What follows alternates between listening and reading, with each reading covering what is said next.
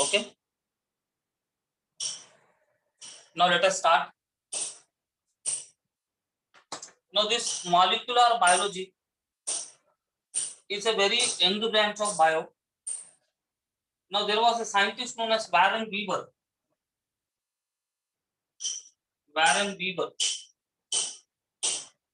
introduced the term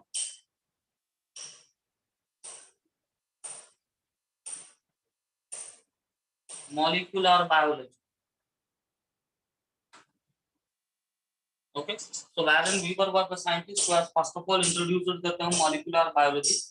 So this is very young branch of biology in which we will study about the structure of the DNA, chemical composition of the DNA, all the things we are going to study in this lesson. Okay, now when you take DNA, so how you can define DNA? DNA is dash. You know that DNA is a genetic material. Okay, so DNA is long polymer of DNA is a long polymer of deoxyribonucleotides. If you remember the biomolecules lesson, in that we have studied nucleic acids. Nucleic acids are of two types. One is DNA, another one is RNA. So what is DNA? Deoxyribonucleic acid, full form of DNA. So our DNA is made up of deoxyribonucleotides. Now what is nucleotide? I will explain you. What is deoxyribo also I will explain you. So DNA is long polymer of deoxyribonucleotides. Okay. Now the length of DNA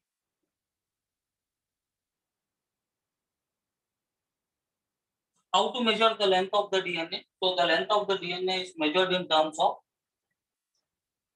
number of nucleotides. Okay. So if there are 10 nucleotides in the DNA, we say that the length of the DNA is 10 nucleotides.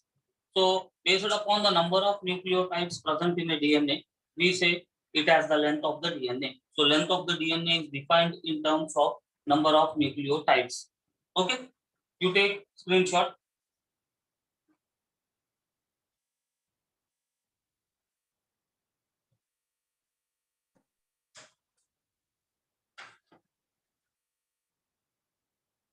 Denser.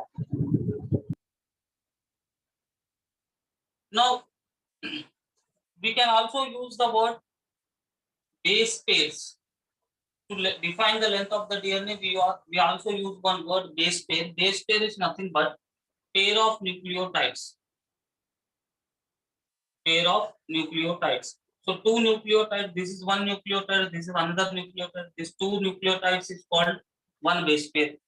So one base pair contains how many nucleotides? One base pair contains two nucleotides. Now, for example, bacteriophage lambda into 174. This is a bacteriophage. It has 5386 nucleotides. Very, very important. So in this bacteriophage, there are 5386 nucleotides. Now in lambda phage, this is a lambda phage bacteriophage. In lambda phage, you have 48502 base pairs. BP. Base pairs means BP. You have to use small b like this way. Okay. E. coli, the bacteria E. coli. If you see this E. coli, it has 4.6 into 10 raised to 6 base pairs. This is the length of the total DNA. Now, if you take applied content of human DNA, applied content of human DNA. Okay. So in the human beings, the applied cell will have 3.3 into 10 raised to 9 base pairs. So this is the length of the DNA which is present in the human being. So how to measure the length of the DNA? Length of the DNA is measured in terms of number of nucleotides. Two nucleotides we say it as base pairs. So different organisms, lambda into 174 has 5386 nucleotides. Lambda phage has 48502 base pairs. E. coli this much, human being this much. This information you have to remember because they will be asked in the NEET examination. Okay. These points are very Sir, not clear. understood. Sir, once more. Sir, not understood. What you have not understood, Kaustubh? You just asked me where you have not followed. Pairs of nucleotides, what it means by? Listen here, two nucleotides together we say them as base pair. Okay. So DNA का length हम कैसा major करते हैं? DNA का length हम number of nucleotides के basis पे हम मेजर करते हैं. फॉर एग्जांपल, अगर एक डीएनए में 10 न्यूक्लियोटाइड्स हैं तो हम बोलते हैं कि length of the DNA 10 nucleotides हैं. क्लियर? ये बात समझ में आई? Yes. अब दो न्यूक्लियोसाइड्स को साथ में कहा जाता है बेस पेयर. ओके. अगर मान लो कि एक डीएनए में 10 न्यूक्लियोटाइड्स हैं तो कितने बेस पेयर्स रहेंगे? 5. 5. मतलब हम लेंथ ऑफ द डीएनए को या तो नंबर ऑफ न्यूक्लियोटाइड्स में मेजर कर सकते हैं या नंबर ऑफ बेस पेयर्स में भी मेजर कर सकते हैं. सो फॉर एग्जांपल, एक डीएनए में 10 न्यूक्लियोटाइड्स है, वो भी उसका लेंथ हो गया. उसी डीएनए में 5 बेस पेयर्स है, ये भी उसका लेंथ हो गया. Now you understood? Yes. हाँ. अब एग्जाम्पल जब हम देखते हैं, लैम्डा इंटू 174 में 5386 न्यूक्लियोटाइड्स हैं. 5386 न्यूक्लियोटाइड्स हैं, तो वो उसका लेंथ है. लैम्डा फेज में इसने न्यूक्लियोटाइड्स में नहीं दिया है, बेस पेयर्स में दिया है. मतलब कितने न्यूक्लियोटाइड्स हो सकते हैं इसमें लैम्डा फेज में? Into 2. इंटू 2. बस. या तो न्यूक्लियोटाइड में यू कैन एक्सप्रेस, या तो बेस पेयर्स में भी हम लेंथ ऑफ द डीएनए को एक्सप्रेस करते हैं. Okay. So length of the DNA generally is expressed in nucleotides, are base pairs, are kilo base pairs, mega base pairs, like that. So यहाँ पे nucleotides और base pairs का expression दिया है. Okay. Now everything is clear. Yes, sir. Yes, Yes. sir.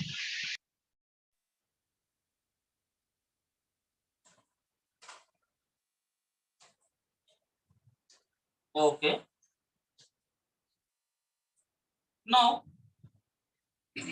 first we have to know what is nucleotide. Then only we can understand the detailed structure of DNA. Okay. Now always remember, nucleotide, nucleotide, nucleotide, nucleotide, nucleotide. All the nucleotides are joined to form polynucleotide. Poly मतलब बहुत सारे. Okay. Polynucleotide का मतलब क्या हुआ? जब बहुत 10 से ज्यादा न्यूक्लियोटाइड्स रहेंगे तो हम उस चेन को, उस कॉम्बिनेशन को पॉलीन्यूक्लियोटाइड का नाम देंगे. तो डीएनए क्या है? पॉलीन्यूक्लियोटाइड चेन है. तो डीएनए में दो चेन्स हैं. ओके. एक चेन, दूसरा चेन. तो दोनों चेन्स में बहुत सारे न्यूक्लियोटाइड्स हैं. तो डीएनए के स्ट्रक्चर को अगर हम पढ़ना है या समझना है तो हमें जानना पड़ेगा कि ये न्यूक्लियोटाइड का मतलब क्या होता है, न्यूक्लियोसाइड का मतलब क्या होता है. उसके बाद हमें क्लियरली सब कुछ समझ में आए. ओके. तो अभी देखो, अब पॉलीन्यूक्लियोटाइड का मतलब तो समझ गए ना. Structure of polynucleotide. पॉलीन्यूक्लियोटाइड मतलब क्या हुआ? बहुत सारे न्यूक्लियोटाइड्स. क्लियर? तो बहुत सारे न्यूक्लियोटाइड्स को हम कहते हैं पॉलीन्यूक्लियोटाइड्स. तो हमें पहले ये देखना है कि ये न्यूक्लियोटाइड क्या है. न्यूक्लियोटाइड क्या है? किसी को कुछ आइडिया है न्यूक्लियोटाइड क्या है? किसी को पता है? याद है कुछ? Base plus sugar. याद है कुछ? बायोमोलिक्यूल्स के लेसन में 11th क्लास में हमने इसको पढ़ा था. राइट. कोई बात नहीं. तो अभी हम देखेंगे कि ये न्यूक्लियोटाइड हकीकत में व्हाट इज द न्यूक्लियोटाइड. अब पॉलीन्यूक्लियोटाइड का कॉन्सेप्ट तो दिमाग में बैठ गया है. Polynucleotide Yes, sir. राइट। अब हम देखेंगे कि ये न्यूक्लियोटाइड क्या है। नाउ ये न्यूक्लियोटाइड जो है इसमें 3 होते हैं कंपोनेंट्स। कोई भी न्यूक्लियोटाइड में कितने कंपोनेंट्स है? त्रिमूर्ति है ये, इसमें 3 कंपोनेंट्स हैं, 3 कंपोनेंट्स, राइट। वो 3 कंपोनेंट्स कुछ इस प्रकार से हैं। एक कंपोनेंट होता है अपना नाइट्रोजन बेस, दूसरा कंपोनेंट होता है अपना राइबोज शुगर, तीसरा कंपोनेंट होता है अपना फॉस्फेट ग्रुप।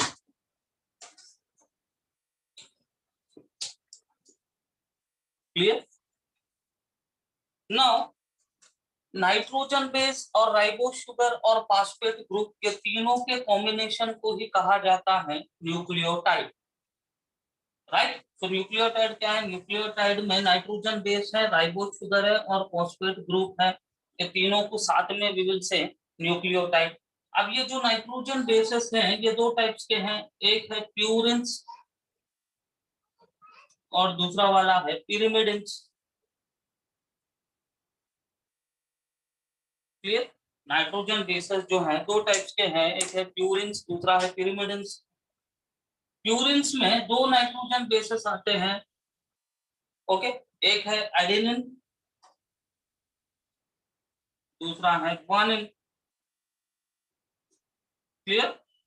तो प्यूरिन्स में 2 नाइट्रोजन बेसेस हैं, एडेनिन और ग्वानिन। पिरामिडिन्स में 3 है, एक है थायमिन, दूसरा है साइटोसिन और तीसरा है uracil, right. So nitrogen base, ribose sugar और फॉस्फेट ग्रुप, ये तीनों को कहा जाता है न्यूक्लियोटाइड। नाइट्रोजन बेसेस 2 टाइप्स के हैं, एक है प्यूरिन, दूसरा है पिरामिडिन। प्यूरिन में 2 है, एडेनिन ग्वानिन। पिरामिडिन में 3 है, थायमिन साइटोसिन यूरासिल। तो हम इसको सिंबली ले देख सकते, AgTCU। फर्स्ट लेटर ले लो उनका, एडेनिन का A, ग्वानिन का G, थायमिन का T, साइटोसिन का C, यूरासिल का U, राइट। यहां तक बात समझ में आ गई?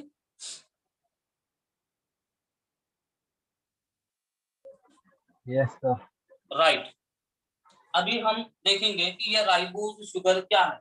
शुगर का मतलब होता है कार्बोहाइड्रेट, और जो शुगर में 5 कार्बन आटम्स होते हैं, the sugar which contains 5 carbon atoms, उसको कहा जाता है राइबोज शुगर। अगर मान लो कोई भी शुगर में 6 कार्बन आटम्स हैं तो हम उसको बोलते हैं hexose sugar. Glucose hexose sugar है क्योंकि उसमें 6 कार्बन आटम्स है। फ्रक्टोस हेक्सोस शुगर है क्योंकि उसमें 6 कार्बन आटम्स है। बट अपने ग्लूकोज में, अपने राइबोज में सिर्फ और सिर्फ 5 कार्बन आटम्स होते हैं, इसीलिए उसे कहा जाता है राइबोस, राइट। राइबोस का मतलब हुआ 5 कार्बन आटम वाला शुगर, राइट। पंचशील जो रास्ता है वो राइबोस शुगर, 5 कार्बन आटम अगर है तो हम उसको बोलते हैं राइबोस शुगर। तो अब ये राइबोस शुगर कैसा है, इसका थोड़ा रूप रंग को देखेंगे। ये स्क्रीनशॉट ले लीजिए आप, Yes, sir. राइट।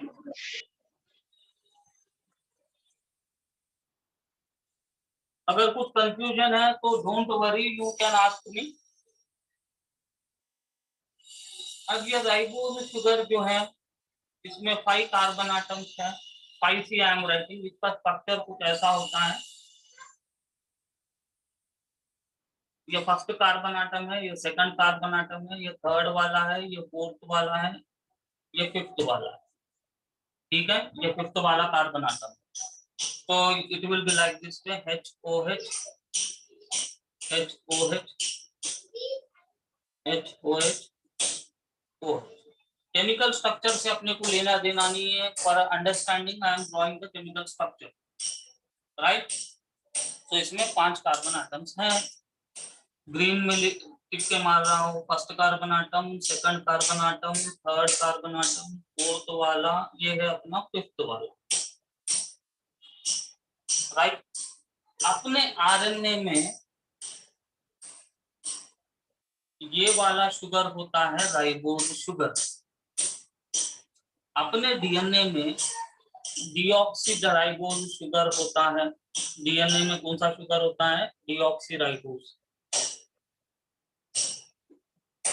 राइबोज और डीऑक्सीराइबोज में सिर्फ इतना फर्क है, ये राइबोज है, अगर ऑक्सीजन आप निकाल देते हो ये बन गया अपना डीऑक्सीराइबोज।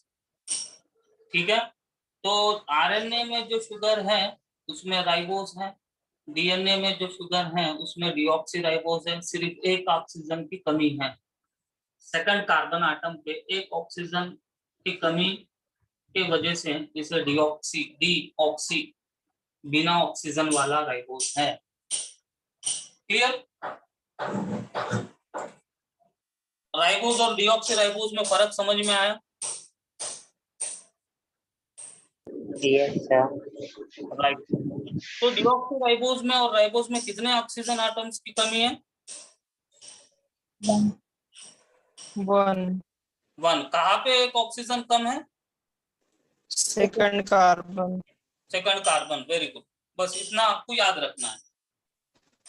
So हाँ, वो स्ट्रक्चर में जो पहला वाला है वो O करके वो ऑक्सीजन है या कुछ और है? कौन सा बेटा? वो ऑक्सीजन ही है ये ना, हाँ yes sir. Oxygen is that is oxygen. Okay, okay sir.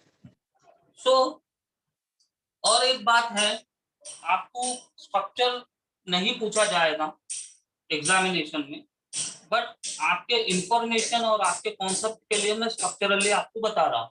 Structure से कोई अपने को लेना देना नहीं है, बट फिर भी अपने को जानने में कोई बुराई नहीं है।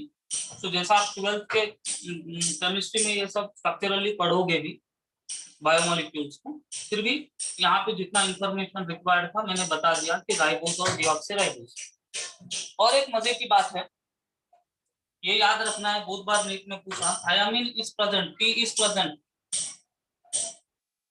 in DNA, right? U is present only in RNA, right? In place of T. T का मतलब होता है थायमिन। ये पॉइंट को आपको याद रखना। थायमिन जो है मतलब डीएनए में कौन कौन से नाइट्रोजन बेसेस हो सकते हैं?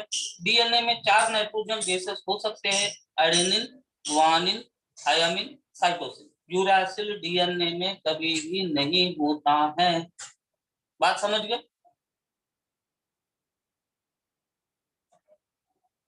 यूरासिल डीएनए में नहीं होता है। Clear? Understanding? No? Yes sir. All girls वो यू आर चार understanding? Yes. So excuse me sir, uracil DNA में नहीं होता है। ओके, सो अगर यूरासिल डीएनए में नहीं होता है तो डीएनए में कौन कौन से नाइट्रोजन बेसेस हो सकते हैं?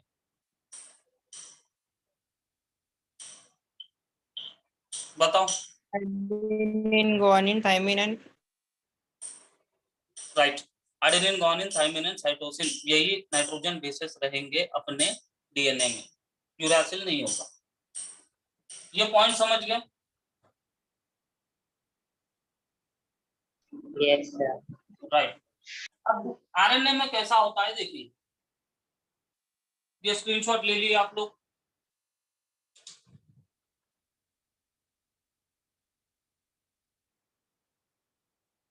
अब डीएनए के नाइट्रोजन बेसेस कुछ इस प्रकार से हैं। डीएनए में या तो एडेनिन होगा, थायमिन होगा, साइटोसिन होगा, ग्वानिन होगा। आरएनए में एडेनिन भी है, साइटोसिन भी है, ग्वानिन भी है। क्या नहीं है? Timing. थायमिन नहीं है। क्या? थायमिन नहीं है, थायमिन की जगह पे कौन है? यूरासिल। यूरासिल। बात समझ गए?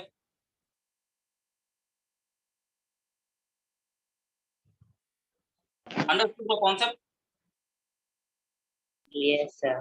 राइट। अगर क्वेश्चन मान लो ऐसा आया, इन आरएनए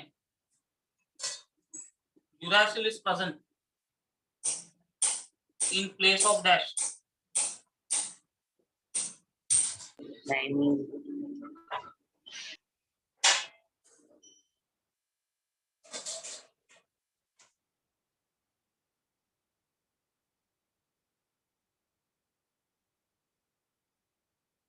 जहां तक सब कुछ सब समझ में आया?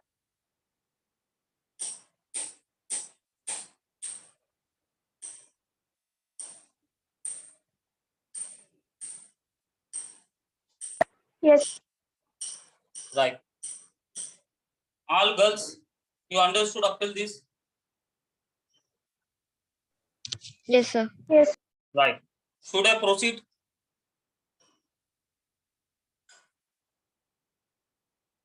Okay.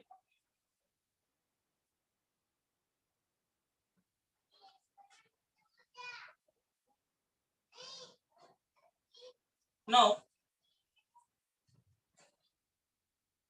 what is nucleotide means? Nitrogen base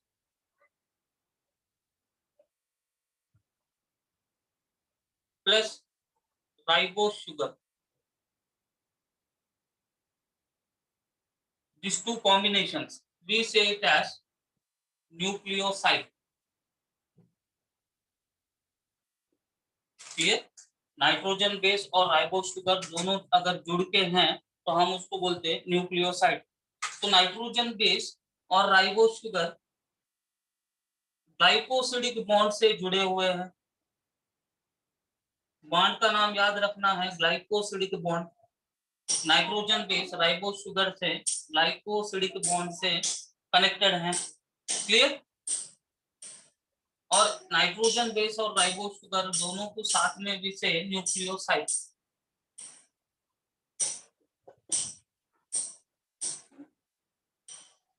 okay, now nitrogen base plus sugar, ribose sugar plus phosphate group, इन तीनों को साथ में हम बोलते हैं न्यूक्लियोटाइड।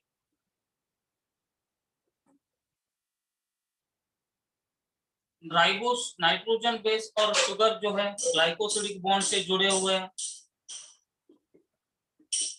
शुगर और फॉस्फेट जो है फॉस्फोएस्टर बॉन्ड से जुड़े हुए हैं।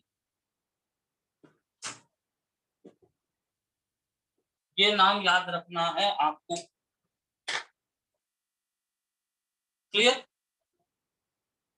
तो नाइट्रोजन बेस और शुगर कौन से बॉन्ड से जुड़े हुए हैं? ग्लाइकोसिडिक। Glycosidic bond. शुगर और फॉस्फेट फॉस्फोएस्टर। फॉस्फोएस्टर। एक न्यूक्लियोसाइड में कितने फॉस्फोएस्टर बॉन्ड्स होते हैं? एक न्यूक्लियोसाइड में कितने फॉस्फोएस्टर बॉन्ड्स होते हैं? 0. 0। 0 इज द करेक्ट आंसर, क्योंकि न्यूक्लियोसाइड में फॉस्फेट नहीं होता है तो फॉस्फोएस्टर बॉन्ड भी नहीं होता है। तो एक न्यूक्लियोटाइड में कितने फॉस्फोएस्टर बॉन्ड्स हो सकते हैं?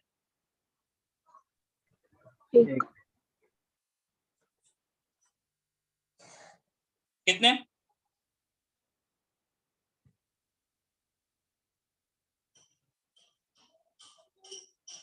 एक न्यूक्लियोटाइड में कितने फॉस्फोएस्टर बॉन्ड्स हो सकते हैं? 1. 1। बात समझ गए?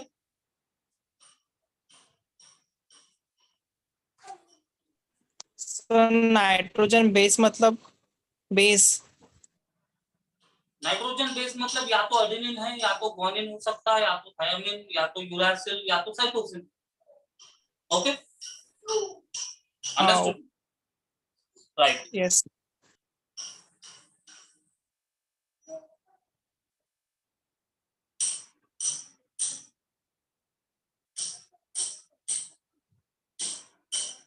Now Just you one photo you see for your understanding.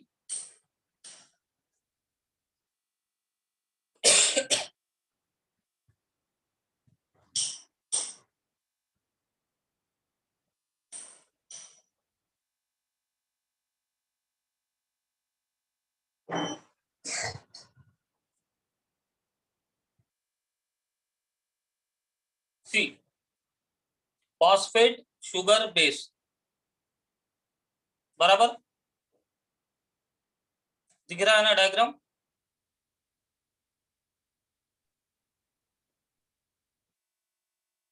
Please reply to me.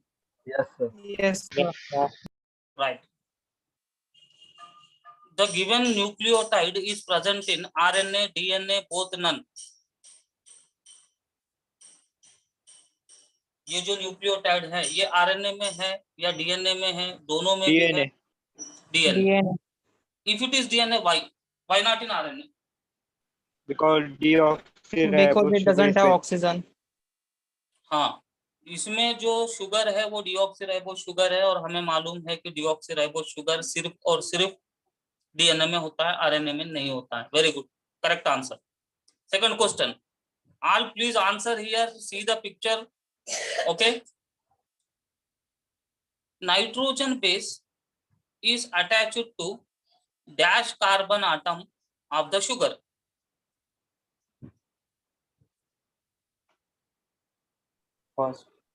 First carbon atom. Very good, first carbon atom. Phosphate is attached to dash carbon atom.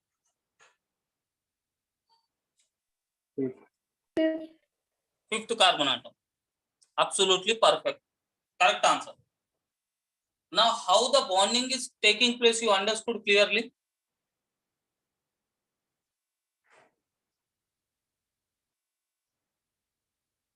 Yes, sir. Right. Now nitrogen base is attached to sugar by a bond, it is called as dash bond.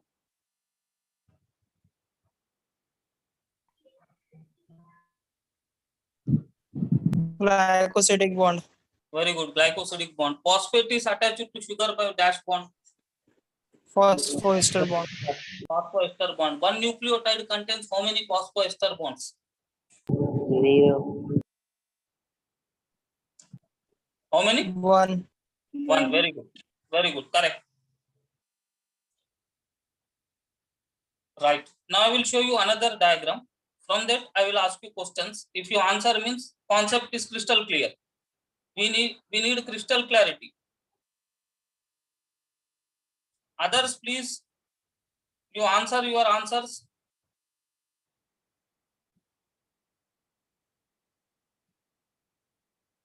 Right.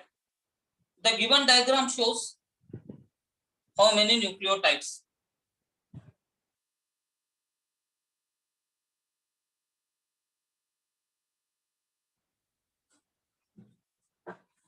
Three. How many nucleotides?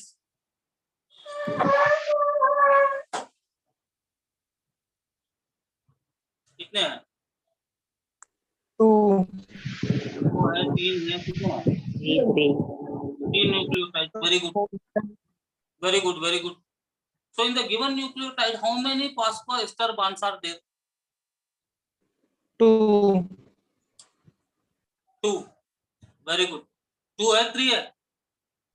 3. 3. Right. 3. Now listen here.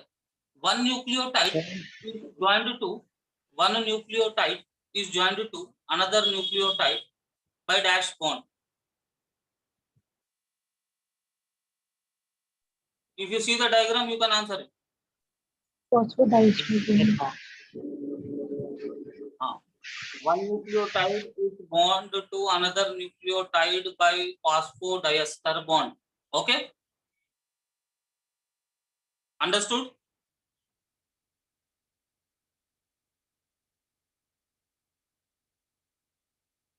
Right.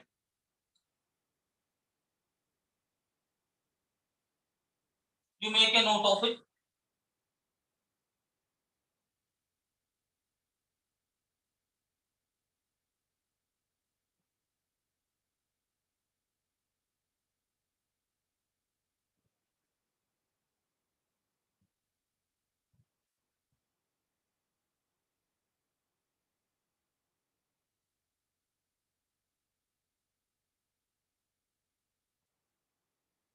Can you remember all these things?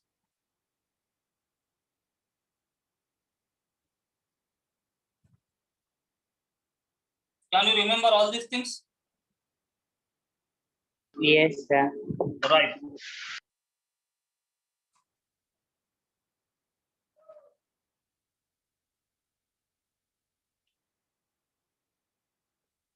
Polymer मतलब ऐसा nucleotide जुड़ के polynucleotide बनेगा. Polymer has phosphate moiety.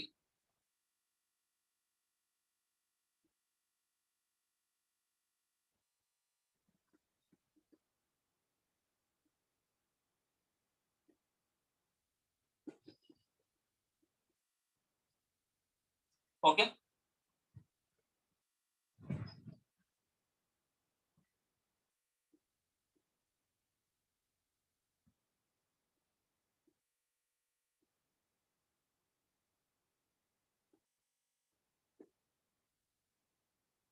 Right.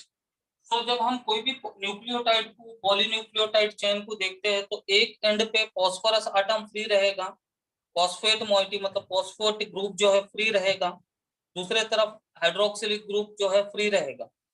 Okay. अब ये diagram आप ध्यान से देखो, आपको ये समझ में आएगा.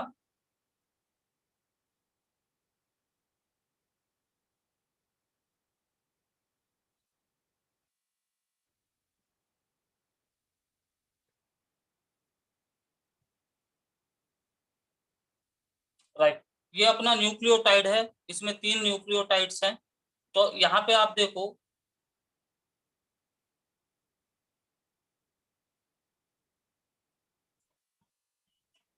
फॉस्फेट फ्री है. यस. वो किसी के साथ बॉन्डिंग में नहीं है. यस और नो? ओके. सो कहने का मतलब ये है कि पॉलीन्यूक्लियोटाइड चेन में एक एंड फॉस्फेट फ्री रहेगा तो दूसरे एंड पे हाइड्रोक्सिलिक ग्रुप फ्री रहेगा, तो 5 फॉस्फेट है ये. ओके. दूसरे एंड पे यहाँ पे आप देखो, यहाँ पे आप देखो लाल रेड कलर में अंडरलाइंड है.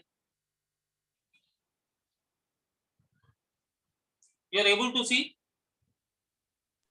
No sir. दिस वाला रेड कलर अंडरलाइन.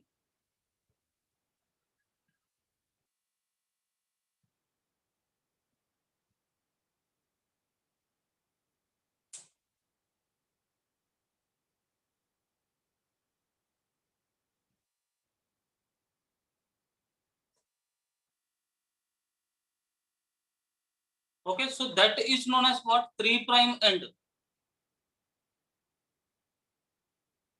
दिखा सबको? No sir. Harsh, you have seen that? Sir OH group के पास क्या नीचे में? हाँ, OH ग्रुप वो फ्री है, वो किसी के साथ बॉन्डिंग में इन्वॉल्व नहीं है. ओके. Yes sir. सर एक बार बोर्ड पे बताओ. Once sir, wait. हमें वो नीचे में देखो ना, हर्ष, just to you वो understand.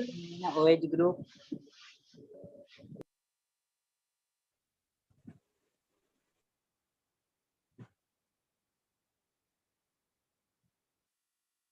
This 5' end you understood, Kaustubh?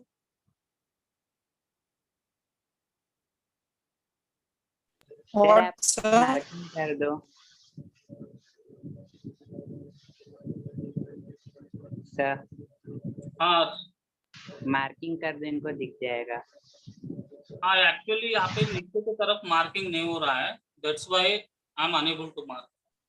This 5' end all marking कर. understood. This 5' end all understood.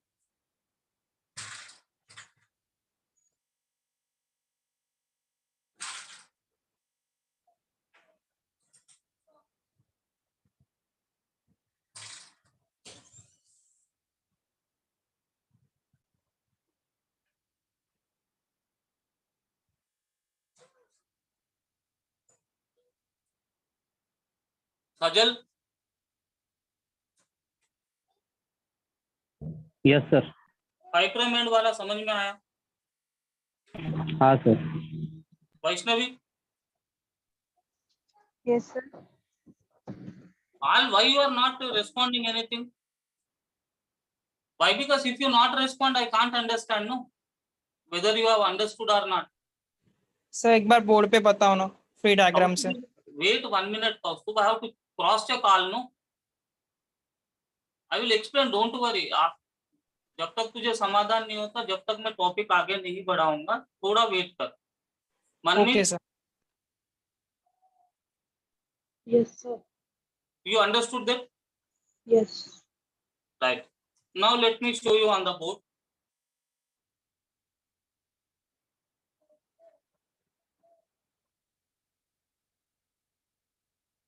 Now see here.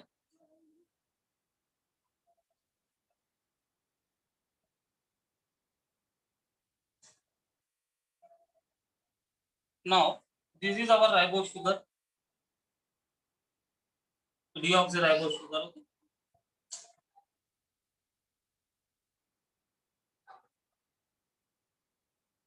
Right. Now this is HOH. First, as it is, I am drawing. This is HOH. This is what OH. CH2OH. Clear? ये अपना ribose sugar है। अब अपना phosphate group में यहाँ पे उतार रहा हूँ। ये अपना फॉस्फेट ग्रुप है। H3PO4 is the phosphate group which we say it as phosphoric acid, H3PO4। अब H3PO4 जो फॉस्फोरिक एसिड है, इसमें फॉस्फोरस सेंट्रल एटम है, 4 ऑक्सीजन से 4 लाइंस मार दो, 1 2 3 4। कितने हाइड्रोजन से? हाइड्रोजन लगा दो, OH OH, ये डबल बॉन्ड हो जाए। Okay, this our phosphate group. Now ये सेम फॉस्फेट ग्रुप जो है कहाँ पे रिएक्ट हो रहा है? ये फॉस्फोरस है, ये डबल बॉन्ड O है, ये OH है। राइट, अब ध्यान से देखो, अब ध्यान से देखो, ये OH, ये OH,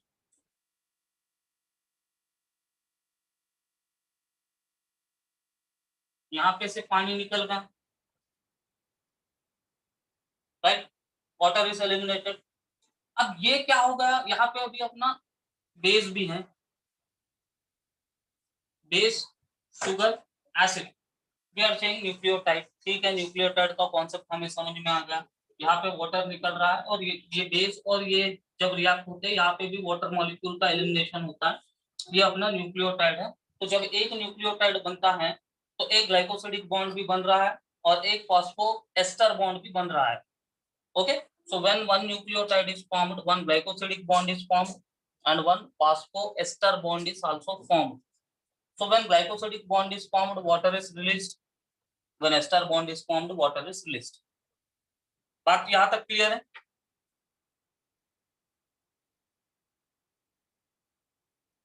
Yes, sir. Yes, sir. ये है अपना न्यूक्लियोटाइड। ओके, तो इस बॉन्ड को हम बोलते हैं फास्फोएस्टर बॉन्ड, इसको हम बोलते हैं ग्लाइकोसिडिक बॉन्ड। मतलब एक न्यूक्लियोटाइड में एक ग्लाइकोसिडिक बॉन्ड है, जीबी है, ग्लाइकोसिडिक बॉन्ड है, कामा, एक पीई है, पीई भी है, फॉस्फोएस्टर बॉन्ड है। जब एक ग्लाइकोसिडिक बॉन्ड बनता है तो एक पानी निकल, one water evolved. In the formation of glycosidic, in the formation of nucleotide, how many water molecules are released?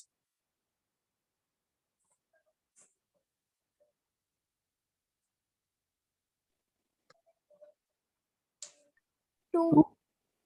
Two water molecules are released. Very good, very good. अब यहाँ तक आपको कॉन्सेप्ट समझ में आया? Yes, sir. राइट। अभी अभी अभी हमें ध्यान से देखना है कि कोई भी पॉलीन्यूक्लियोटाइड चेन है, कोई भी पॉलीन्यूक्लियोटाइड चेन है, तो हमेशा, अब दूसरे न्यूक्लियोटाइड को हम देखेंगे। दूसरा nucleotide, as it is I am drawing दूसरा न्यूक्लियोटाइड। ये अपना शुगर है, ये बेस है, राइट, एज इट इज।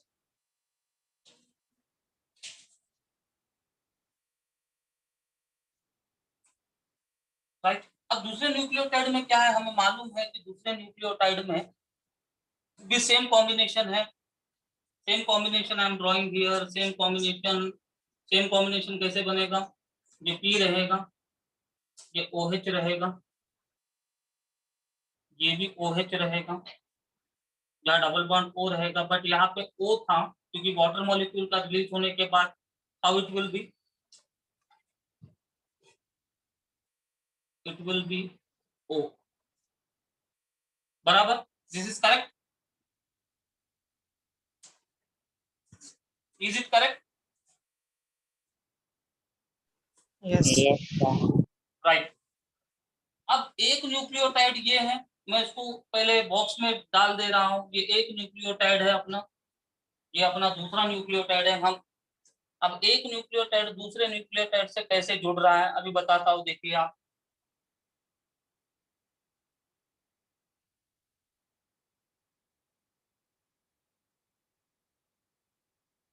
फिर से यहाँ पे जुगाड़ होगा, फिर से यहाँ पे बॉन्डिंग होगा,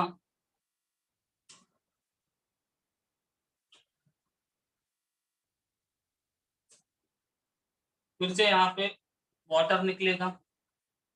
जब एक न्यूक्लियोटाइड दूसरे न्यूक्लियोटाइड से जुड़ रहा है तो फिर से यहाँ पे वाटर का एलिमिनेशन हुआ है, यहाँ पे भी वाटर का एलिमिनेशन हुआ है, यहाँ पे एक एस्टर बॉन्ड है, यहाँ पे एक एस्टर बॉन्ड है, दो एस्टर बॉन्ड्स होने के वजह से हम इसको बोलते हैं फॉस्फो डाइएस्टर। बात यहाँ तक समझ में आया, Yes, sir. राइट। तो अभी यहाँ ये जो है फॉस्फेट मोइटी, ये फ्री है, किसी से भी बॉन्डिंग में नहीं है। यहाँ पे ये जो है फ्री है, किसी से भी बॉन्डिंग में नहीं है। ये कहाँ पे है, ये कौन सा कार्बन आटम है, थर्ड कार्बन आटम है।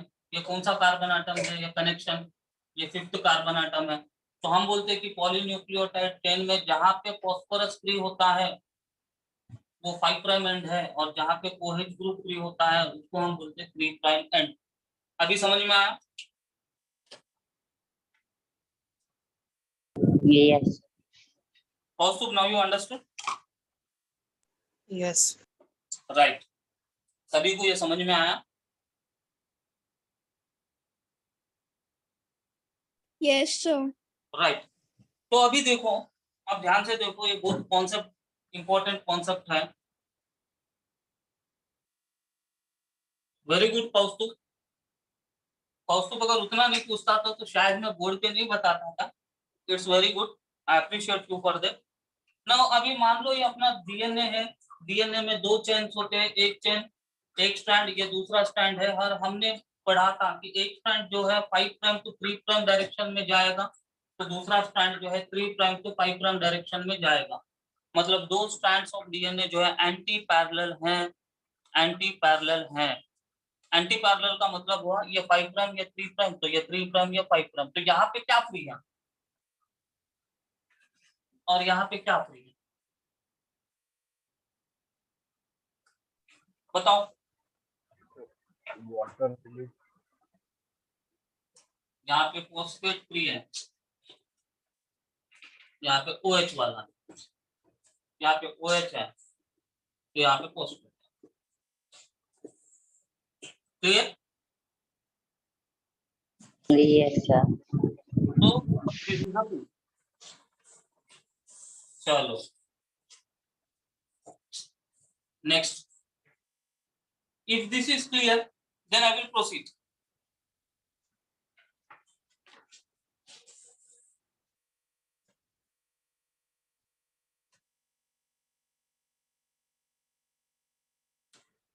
राइट, और कुछ है क्या डायग्राम? एक मिनट, लेट मी चेक।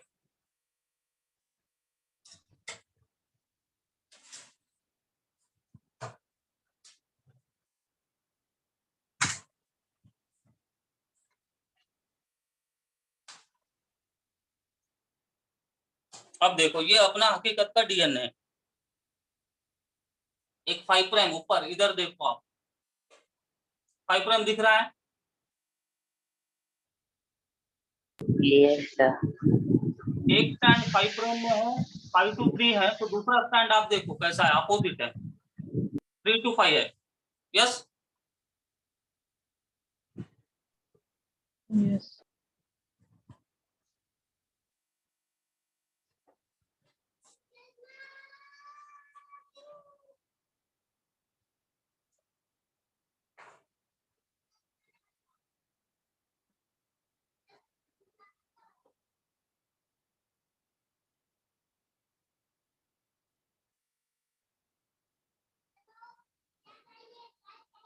बेटा ये समझ में आया? Yes, sir. राइट। अब आप इस डायग्राम के आधार पे आप बताओ बेसिस दो स्ट्रैंड्स के अंदर है या बाहर है?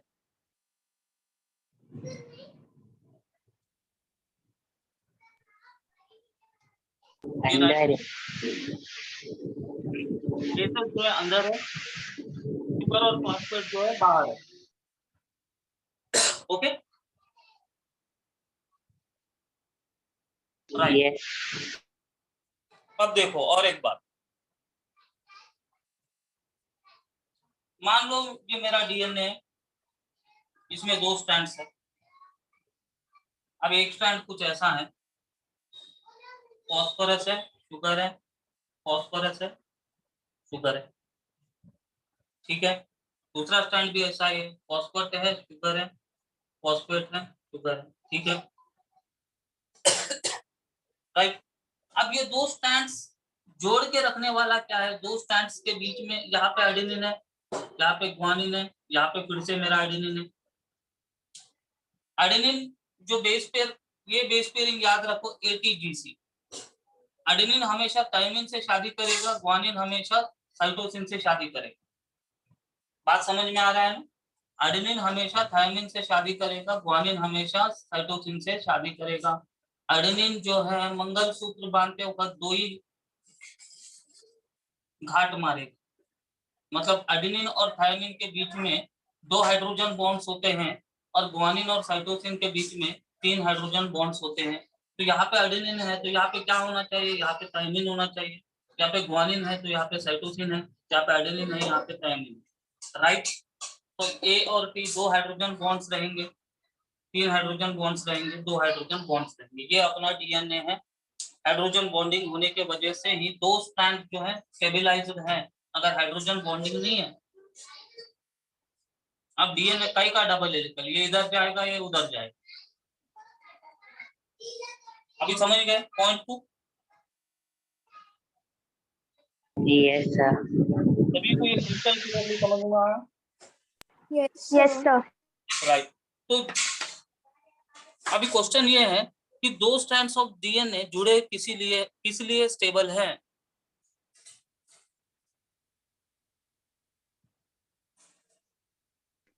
हाइड्रोजन बॉन्ड के वजह से। हाइड्रोजन बॉन्डिंग के वजह से। अगर मान लो हाइड्रोजन बॉन्डिंग ही खत्म हो गया तो दो स्ट्रैंड्स अलग हो जाएंगे और फिर डीएनए अनस्टेबल हो जाएगा। Okay, right. Now next important point is, अब ये जो सीडी है, ये जो लैडर जैसा स्ट्रक्चर है, इसका बैकबोन क्या है? ये बैकबोन है, ये बैकबोन है। तो बैकबोन किससे बना हुआ है?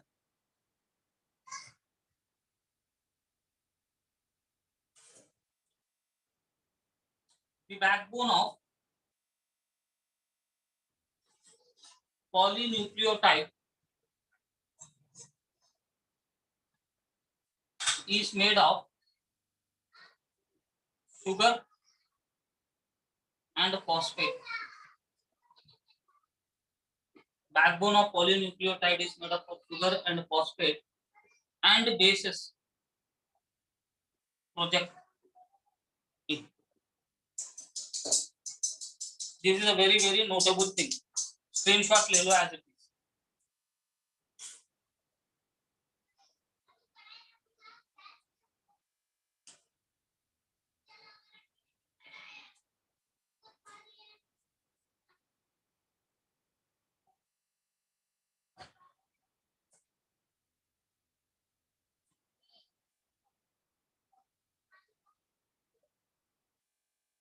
राइट।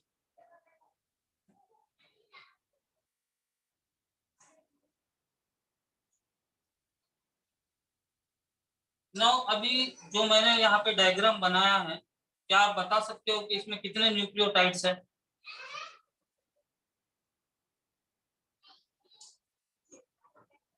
कितने न्यूक्लियोटाइड्स है इसमें, आप देख के बताओ।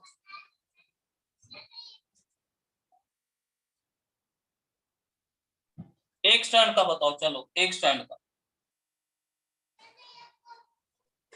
3 एक स्टैंड कितने हैं? 1 1 है, 2 है। देखो न्यूक्लियोटाइड का मतलब हुआ S phosphate group sugar base, ये अपना एक न्यूक्लियोटाइड होगा, ये अपना एक न्यूक्लियोटाइड होगा, right. Understood? Yes, sir. Right. ये हो गया अपना स्टोरी ऑफ डीएनए। और इसके बाद double helical structure of DNA भी है, वो आगे हम देखेंगे। इससे पहले DNA as a acidic substance, DNA का नेचर एसिडिक होता है, याद रखो, क्योंकि उसमें फॉस्फोरिक एसिड है, इसलिए वो एसिडिक है। DNA as acidic substance present in nucleus, ये न्यूक्लियस के अंदर होता है डीएनए, अपने को भी मालूम है। was first identified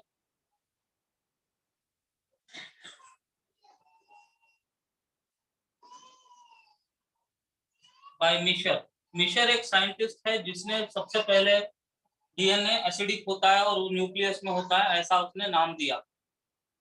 बस उसने बोला he named it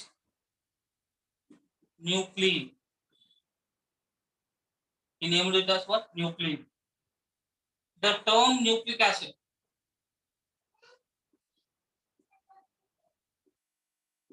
Altman scientist ने दिया था। Altman was the scientist who has coined the term nucleic acid. Clear? Yes, sir. Right. ये दो पॉइंट्स अपने क्लियर है?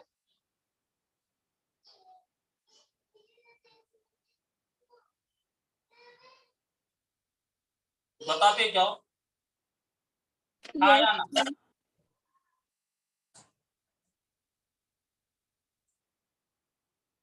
ओके। अब आता है अपना main point, double helical structure of DNA. Double helical structure of DNA. ये डीएनए का जो डबल हेलिकल स्ट्रक्चर है, 1953 में वेस्टन एंड क्रिक, ये दोनों साइंटिस्टों ने double helical structure of DNA को दिया था। ओके। इन 1953 वेस्टन and Crick gave the DHS double helical structure of DNA based on किसके आधार पे? First Chargaff's rules, second X-ray diffraction data.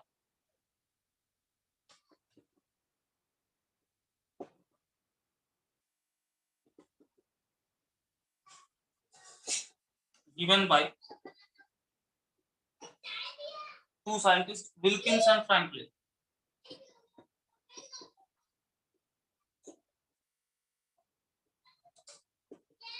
Right.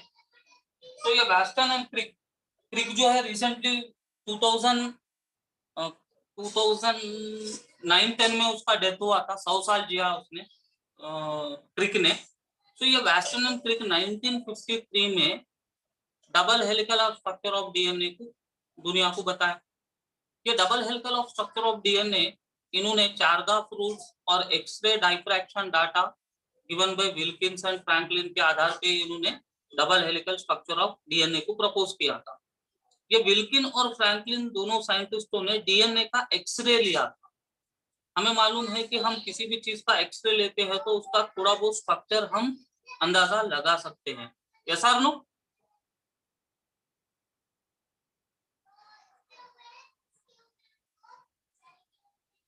Okay,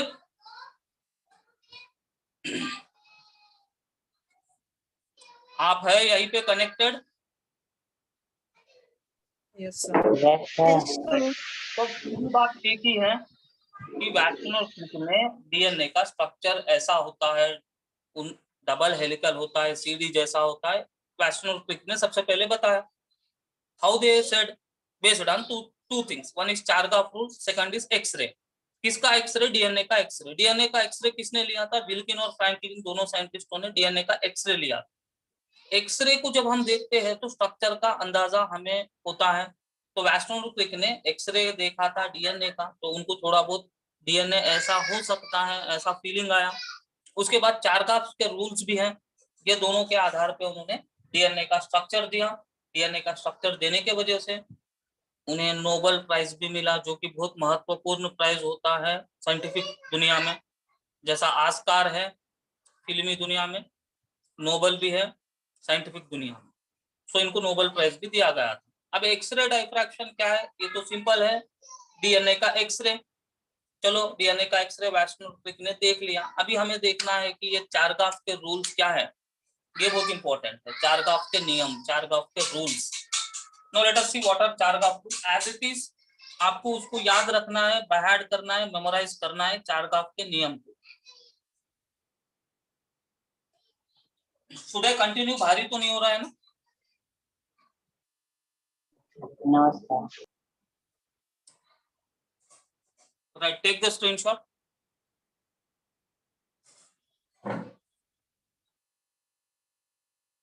अब सीधा चारगाफ के रूल पे आ जाते हैं अपन।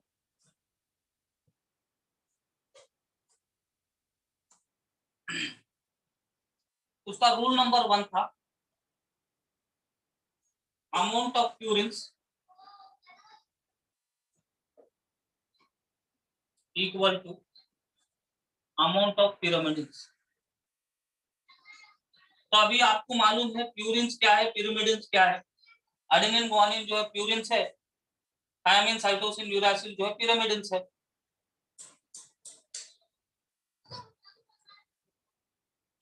ये इसका फर्स्ट नियम था, amount of purines is equal to amount of pyramids. इसका मतलब हुआ A plus G equal to T plus C। Do you accept it?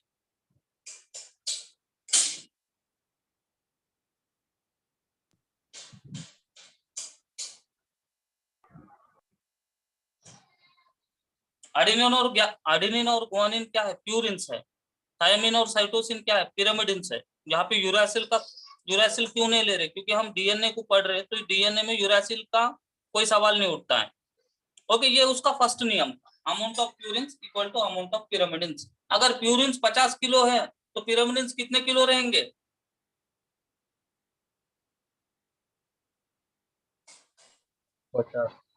50 kilo. Right, very good.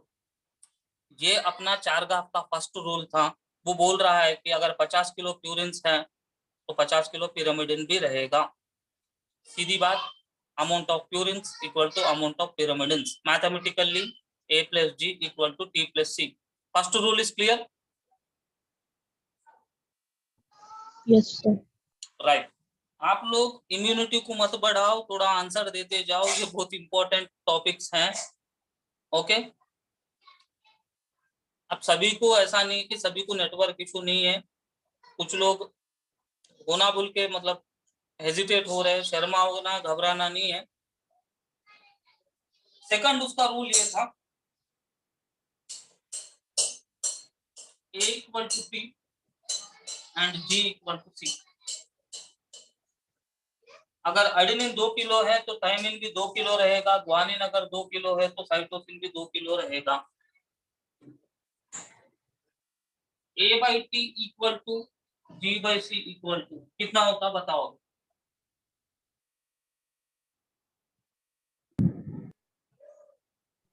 1. 1, very good.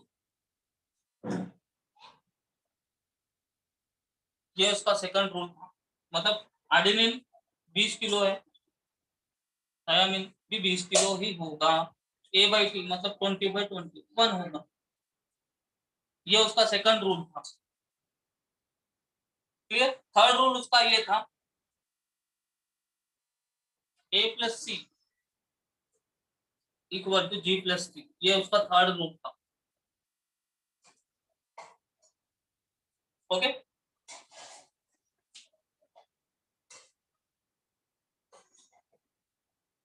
तीन रूल्स क्लियर है? Yes. Yes, sir. अब उसका last rule, screenshot ले लिए ना आप लोग? Yes, sir. उसका लास्ट रूल A+T/G+C, इसका जब हम रेशियो निकालते हैं, A+T/G+C रेशियो is specific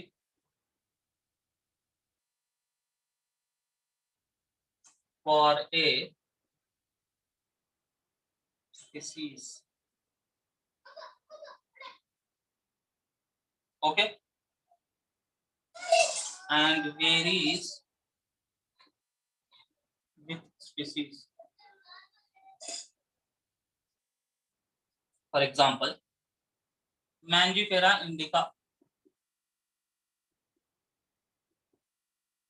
और एक एग्जांपल Mangifera cubatum, ये दोनों अलग स्पीसीज है, मतलब इसका A+T रेशियो x होगा, इसका y होगा, and x is not equal to y। कहने का मतलब ये है कि ये जो रेशियो है हर एक स्पीसीज को अलग अलग आता है और अलग अलग होता है। बात समझ गए? राइट। एंड रेंजेस बिटवीन, सो ये जो बेस रेशियो है A+T और G+C का जो रेशियो है वो हमेशा 0.42 0.42 1.9 ये रेंज में रेशियो रहेगा, 0.4 to 1.9। It is low in microbes, micro organisms में वैल्यू बहुत कम रहेगा, मतलब 0.4 के आसपास रहेगा। And higher in higher animals,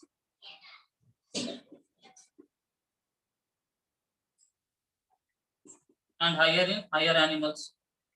example अगर हम देखते हैं, ह्यूमंस का रेशियो रहेगा 1.52, इकोलाई का रेशियो है 0.92, राइट। अगर A+T और G+C रेशियो मैंने किया, अगर मुझे 0.92 आया तो वो ऑर्गेनिज्म क्या होगा?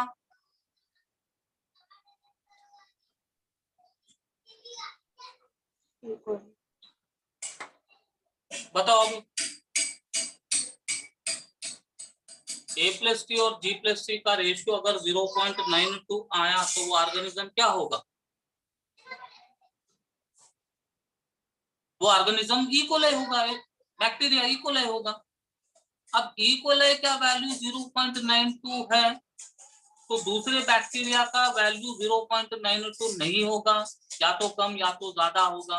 यही तो पॉइंट है कि ratio specific for a species, हर एक स्पीसीज का अपना अपना अलग अलग रेशियो होता है, जो 0.4 to 1.9 के बीच में होता है, और ये रेशियो अलग अलग स्पीसीज में अलग अलग होता है।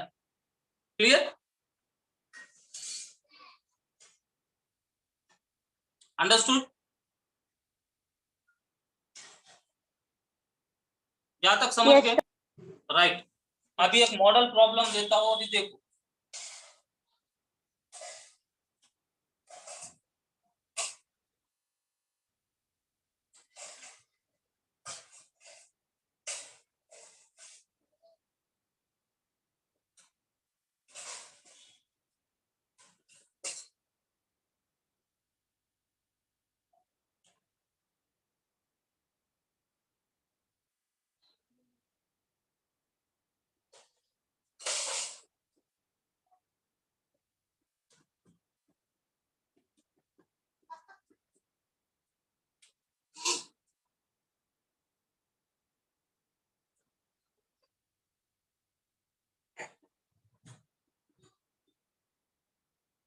virus. Right.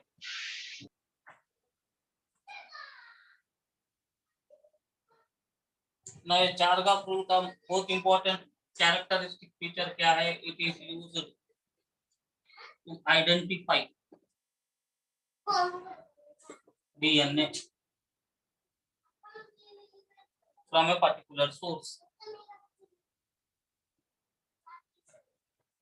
मतलब ये रेशियो देख के हम किसका DNA है ये हम बोल सकते हैं। अगर मान लो मैंने आपको रेशियो बता दिया 0.92, अगर मैंने पूछा भाई ये किसका DNA है तो आप क्या बोलोगे? Equal. इक्वल है। तो चार्गाफ रूल का एक बहुत इंपॉर्टेंट यूज है, it is used to identify the DNA. Clear? Yes, sir. Right. So for today it's enough. तो कल हम double helical structure of DNA को डिटेलली हम डिस्कस करेंगे. ठीक है?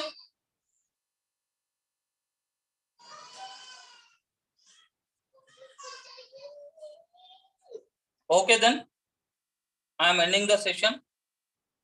Once again you revise. If you feel any problem, you ask me tomorrow's class. Okay?